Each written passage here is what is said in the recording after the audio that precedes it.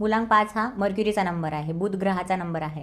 तर हा fast mercury कसं आहे, फास्ट मूव्हिंग प्लॅनेट आहे. तुम्ही जेव्हा सूर्यमंडलमध्ये पण बघाल ना, तो सगळ्यात जास्त भ्रमण करणारा प्लॅनेट आहे. तर हे लोक ना चंचल असतात. ते एका टाइमला म्हणजे असं होतं ना, त्यांना असं वाटतं की हे पण करू, ते पण करू, ते पण करू, आणि अल्टिमेटली असं ते होतात की आणि त्यांना सगळंच करायचं असतं आणि ते मल्टीटास्किंग असतात.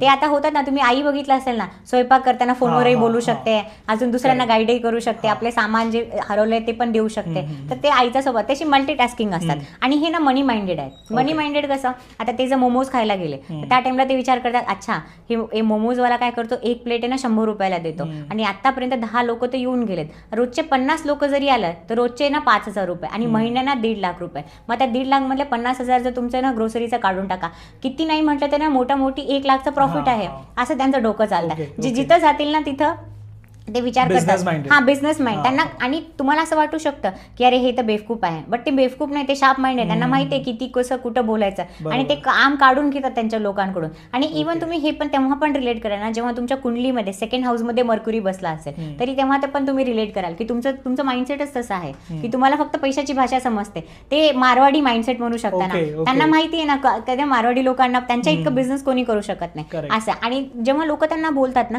ते इतके टॉकेटिव्ह असतात, त्यांना बोलायला खूप आवडतं, आणि ते एकदम, आणि कोणत्या पण वयामध्ये ना, ते किती जरी त्यांचं वय असेल तरी ते ना लहान लेकरासारखा त्यांचा स्वभाव असतो.